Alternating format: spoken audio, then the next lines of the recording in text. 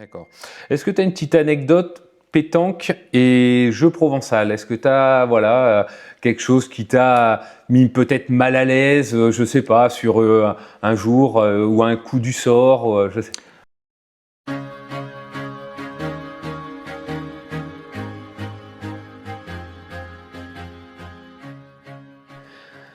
Bonjour à toutes et à tous et bienvenue dans ce premier entretien consacré à un sport de tradition, de précision, de convivialité, la pétanque et le jeu provençal. Bien sûr, tout ça en Haute-Vienne. On va promouvoir aujourd'hui donc la Haute-Vienne et puis sur plusieurs autres vidéos. Donc aujourd'hui, on va se plonger dans un univers où la technique et la stratégie sont les maîtres mots, sans oublier bien sûr la convivialité. Et pour en parler, j'ai le plaisir de recevoir mon ami Mathieu Ducharlet. Salut mon Franck. Salut, bonjour merci à toi. Merci pour ton invitation. Eh bien, écoute, merci bonjour à toutes et à tous. Ouais, merci de l'avoir accepté. Ça me fait un réel plaisir de te recevoir ici chez moi. Hein. On a monté un petit studio assez rapidement avec mon ami Louis. Donc, on va commencer, on va dire simplement, rapidement, comment tout a commencé pour toi? Bon, je pense que comme beaucoup de personnes au Boule, c'est une histoire de famille. Hein. Mon grand-père qui était président historique d'un petit village à Nantia. Donc on a baigné dedans, les repas de famille, on jouait au Boule. Les week-ends, quand on partait à la pêche, on organisait un concours entre nous à la famille. Et puis voilà. Et puis après, étant sportif et compétiteur, j'ai mordu dedans. Et puis voilà, je joue encore au Boule 30 ans après, quoi. Ouais, de toute façon, ça commence, je pense, par la convivialité. Voilà, hein, faut pas se cacher, hein, les petits repas de famille, on fait des petites parties et après, on se prend au jeu. C'est ça. On a envie de faire la compétition. Quand on fait la compétition, on a envie de gagner. Quand on gagne, on a envie d'aller plus haut et d'être champion, etc., etc. Tout à fait. On connaît tes talents donc de bouliste, pétanque, jeu provençal et tu as une autre passion depuis très longtemps. Depuis plus de 30 ans, ouais, le football. Voilà, tu es aussi reconnu au niveau du foot. Hein. Tu es passé par plusieurs grands clubs, toujours en Haute-Vienne. Ouais, toujours. Toujours du local, ça c'est bien. Toujours du local, ouais. Non, on reste attaché à nos valeurs, attaché à notre ville, à notre département. Et donc, ouais, le foot. Donc là, je suis un peu sur la fin au niveau du foot parce que à 36 ans, forcément, on commence à lâcher un petit peu, mais la passion est toujours là, donc j'essaye toujours d'allier du mieux possible. Enfin, t'es pas encore vieux, tu marques encore des buts tous les week-ends. Donc ouais, mais bon, il y a les petits jeunes aussi derrière qui poussent, donc forcément, c'est plus évident maintenant. D'accord. Bon, après, c'est toujours bien de toujours pouvoir s'entretenir hein, pour aussi partager, pour en profiter sur les activités pétanque et jeux provençal. Justement, pour faire ce petit aparté, tu es plus pétanque ou jeu provençal? Aujourd'hui, je dirais que je suis plus jeu provençal. J'ai été plus pétanque avant que la provençale soit reconnue et nous, qu'on ait les résultats qu'on a actuellement. Justement, je te coupe, pour les téléspectateurs qui ne te connaissent pas, hein, il y en a beaucoup qui te connaissent bien sûr hein, dans la région, mais ceux qui vont nous suivre sur toute la France, est-ce que tu peux nous donner ton palmarès au niveau pétanque d'abord et ensuite après provençal? Alors au niveau pétanque, j'ai été champion de doublette, champion de doublette mixte. Après, je suis arrivé dans le dernier carré de différents championnats. J'ai fait quelques belles parties sur différents nationaux. Après, c'est sûr qu'à la provençale, aujourd'hui, le palmarès est un peu plus fourni parce qu'on a été, en tant que joueur, champion doublette, champion triplette à plusieurs reprises dans le département. Notamment cette année, tu as fait le doublé, cette année, ouais, le doublé du moins. Ouais, 2025-2026, ouais, les deux championnats. Et après, ce qui me tient à cœur, c'est les compétitions par équipe. Où là, avec notre club du Buriacois, on a brillé sur les 3 dernières années, avec notamment en 2023, on est vice-champion de France des clubs. Ouais, c'était magnifique. En 2024, l'année d'après, on est finaliste de la Coupe de France contre l'Accro d'Henri Lacroix. Un rêve. Donc voilà, on peut pas rêver mieux. Et puis moi, je pense que le fait aussi de jouer au foot et de partager les valeurs d'un groupe, ces compétitions par équipe, je pense que tu l'as connu, toi, Oui, avec Langon, avec tes titres de champion de France. Il n'y a rien de plus beau que de gagner avec un groupe. Et ça, c'est des moments… cette osmose, cette convivialité. On en revient toujours à la convivialité. Ça, c'est clair. Et quand on joue entre amis, on avance. Non, ça, c'est clair. Ça, c'est sûr. On va rappeler un petit peu rapidement le règlement de la pétanque pour les novices. Donc, on joue entre 6 mètres et 10 mètres. Par contre, la provençale, même moi, j'y ai joué il y a très longtemps. Si tu peux nous rappeler un petit peu le règlement général, les distances, un petit peu les points de règlement. Bon, après, il y a des similitudes entre la pétanque et le jeu provençal. Les distances à la provençale, on joue entre 15 et 20 mètres. Donc voilà, ça c'est la première particularité. Les distances, c'est assez important. Pour pointer, on sort du rond. On fait un pas à droite, à gauche, devant, où le jeu s'ouvre à nous. Et puis pour tirer, on a une course d'élan de 3 pas. Voilà, pour se donner de l'élan, puisque des fois, quand la boule est à 18 ou 19 mètres, forcément, les 2 pieds dans le rond, on y arrive. C'est un tir arrêté, il faut avoir de la force. Donc voilà, et puis après, ce qui est apprécié aussi à la provençale, il y a moins ce petit facteur chance qu'on peut retrouver à la pétanque. Pour qu'un coup soit bon, notamment sur le tir, il faut être dans le mètre de la boule. D'accord. S'il y a des placements d'objets de plus d'1 mètre, on remet en place. Donc voilà, ça ouvre moins de possibilités à ce facteur chance. D'accord, c'est plus cadré que la pétanque. Je dirais que ça se rapproche peut-être un peu de la lyonnaise. Ouais, il y a des similitudes avec la lyonnaise. Voilà, alors la lyonnaise, on va dire que c'est encore autre chose, puisqu'il y a des annonces qui sont faites sur les boules ou sur les objets qu'on tire, mais c'est vrai que c'est un petit peu entre les deux. D'accord. La durée des parties, parce que c'est vrai que tout le monde dit c'est long. Alors la durée des parties, ça dépend quand on est… La durée et les points, les scores, je crois que c'est pas pareil qu'à la pétanque. Non, c'est différent. Généralement, la provençale se joue à 11 points. Mis à part sur des championnats, quand on arrive en demi-finale, finale, c'est en 13 points.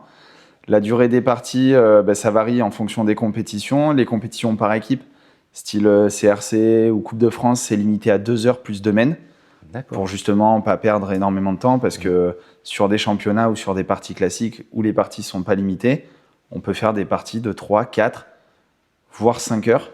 Donc il faut du mental et s'accrocher. D'accord, d'où l'intérêt d'être un peu, d'être déjà comme toi dans le sport. Ouais, ça aide. C'est sûr que ça aide, parce que forcément, quand on joue des parties de 3, 4, 5 heures et qu'on les enchaîne, forcément, physiquement, il faut être à minimum prêt.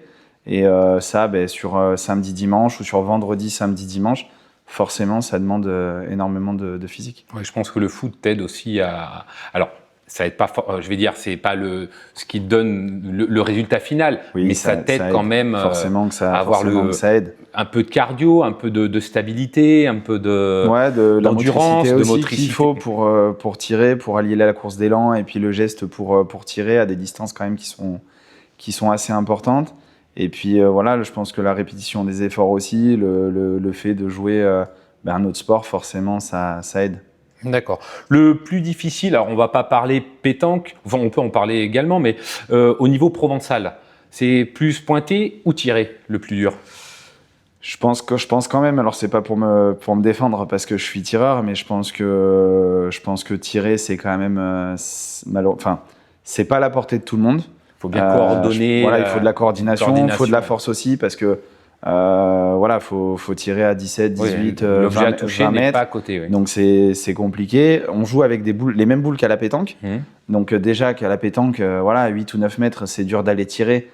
Alors à 17 ou 18 mètres à la provençale, c'est encore autre chose. J'en doute pas, oui. Donc je pense qu'à la provençale, le tir, est quand même un peu plus difficile que le point. Même si le point c'est difficile, on le voit nous sur nos parties. Les parties elles sont beaucoup plus axées sur le point que sur le tir. D'accord. Et les terrains de Provençal, c'est des terrains de cailloux, des terrains de sable, des terrains… Alors chez nous, on va dire qu'on n'est pas forcément un département ni une région qui est développée sur le jeu provençal, donc on retrouve généralement des terrains de pétanque, qui nous servent pour jouer à la provençale. Pour avoir fait quelques compétitions dans le sud, c'est vrai qu'on joue quand même sur des terrains qui sont beaucoup plus lisses. D'accord. Et eux, justement, leur technique, c'est quand même beaucoup plus axé sur le tir que sur le point, puisque c'est quand même relativement plus facile de tirer sur un terrain lisse qui ramasse, entre guillemets, que chez nous. Et toi qui as participé, justement, tu disais tout à l'heure, Coupe de France CNC, ouais. et la CNC, les terrains, ils sont comment? C'est pareil, ce sont des terrains relativement lisses ou c'est des terrains compliqués? Parce qu'il me semble avoir vu quelques parties télévisées où à la pointe, c'était un carnage. C'était très dur. C'est dur aussi. Après, là, c'est cette année, on a perdu le plateau des 16e et 8e de finale à Istres. Les terrains, c'était ce que j'ai vu, très difficile. C'était très difficile.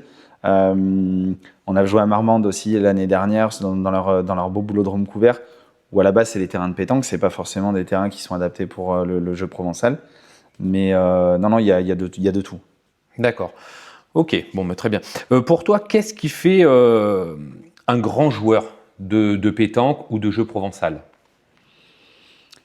Je pense que ça soit pétanque ou jeu provençal, moi je prends souvent Sébastien Savary comme référence, parce que pour moi, Seb incarne le joueur complet par excellence, aussi bien sur son talent pur de pétanque. Ouais.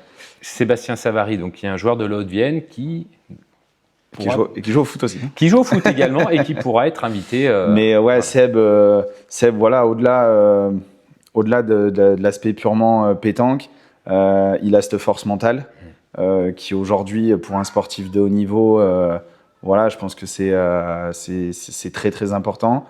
Il a cette humilité qui forcément fait de lui le joueur complet et le joueur que tout le monde aime aussi. Oui, effectivement, c'est quelqu'un qu'on n'entend pas sur les terrains, exactement, qui a un très très bon comportement, tout à fait. Est-ce que tu peux me raconter un tir ou un point qui t'a marqué ces dernières parties ou ces dernières années après? Un tir qui m'a marqué, en finale de la Coupe de France, en finale de la Coupe de France provençale contre Lacroix. D'Henri Lacroix. D'Henri Lacroix. Donc sur cette partie même, c'était en demi-finale. C'était en demi-finale, c'était la doublette de la finale contre Henri Lacroix et Laurent Matraglia, où je fais 3 carreaux d'affilée sur la partie, et notamment une main où il faut qu'on fasse, c'était la dernière main, il faut qu'on fasse 6 points pour remporter la rencontre. Il pointe la première, je fais carreau, il repointe la deuxième, je refais carreau, et il repointe la troisième, et c'était Jean-Claude Boiron au commentaire qui dit: vous imaginez s'il fait carreau, et j'ai refait carreau, et ça a été contre une boule qui est sortie, on n'a pas pu lever la foule, je suppose. Alors c'était tôt le matin, donc il y avait pas foule, mais en tout cas ça fait plaisir aux gens. C'est un souvenir gravé. Ça restera un super souvenir. D'accord. Pour toi, la pétanque, pourquoi ça rassemble quand même autant de gens? On peut le voir sur certaines compétitions, les nationaux. Pourquoi ça rassemble autant de gens? Déjà, je pense que c'est quand même c'est un sport qui est assez facile d'accès de toute façon. On peut y jouer partout, on peut y jouer tout le temps.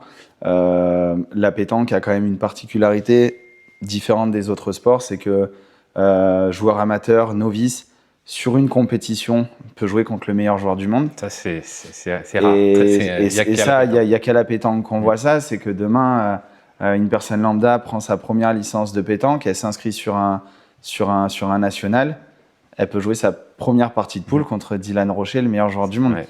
Donc voilà, il y a cette accessibilité aussi qui donne aussi envie. D'accord. La pétanque, pour toi, alors, on a espéré qu'elle soit présente au JO, ça n'a pas été le cas. Est-ce que pour toi, elle mérite d'être encore plus médiatisée? Oui, forcément. Après, nous, on est joueurs de pétanque, donc forcément, on va la défendre. Je pense que ce qui se fait depuis quand même quelques années au niveau de la pétanque, c'est déjà énorme au niveau médiatique. Moi, j'ai beaucoup aimé l'hiver dernier les championnats du monde en France, avec les plateaux, avec la présentation, avec tout l'engouement qu'il y avait autour. J'ai trouvé ça formidable. Donc j'espère que d'ici quelques années, on revive ce genre de moment.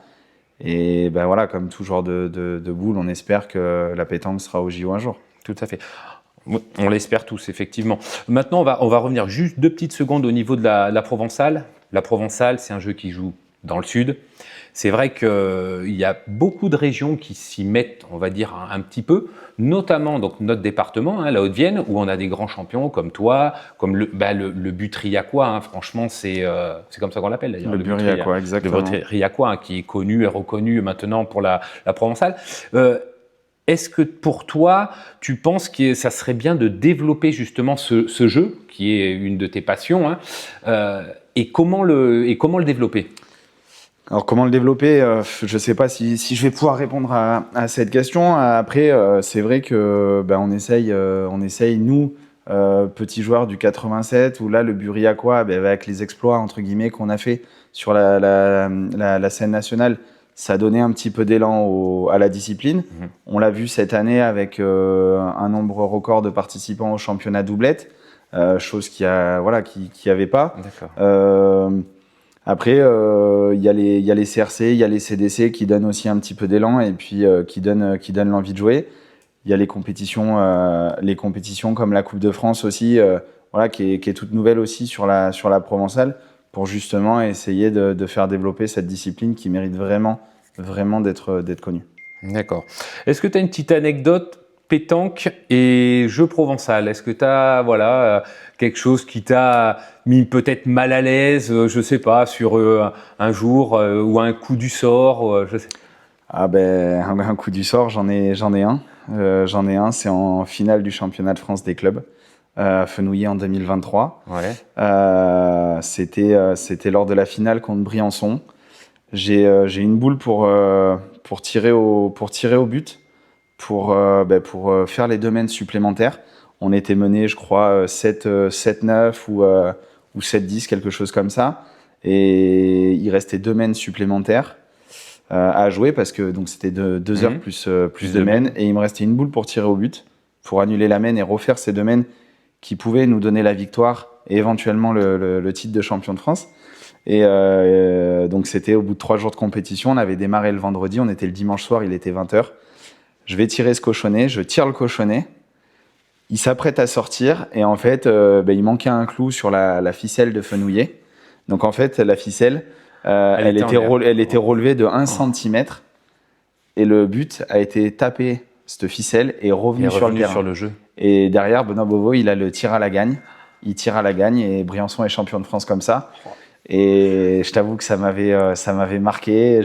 T'en as pas dormi de la nuit, je suppose. J'en ai pas dormi de la nuit. Jean-Luc était venu me réconforter pour me dire que on y était pour rien et que ce qu'on avait fait, c'était quand même incroyable. Mais c'est vrai que quand on est si près du but, d'un titre de champion de France, et qu'à cause d'une ficelle qui est pas cloutée, Mais bon, ça c'est je crois que c'est le pire. J'ai pas forcément énormément d'anecdotes, parce que j'ai que 36 ans, mais je pense qu'au jour d'aujourd'hui, c'est le fait qui m'a le plus marqué de ma carrière, on va dire, de bouliste. Moi, j'en ai pas une petite anecdote, mais je sais pas si tu te souviens, il y a fort longtemps que tu m'avais appelé pour faire un concours. À Vérac. Ouais, je m'en souviens. Tu m'as dit, Franck, je voudrais bien faire un concours avec toi, ça me ferait trop plaisir, je me souviens.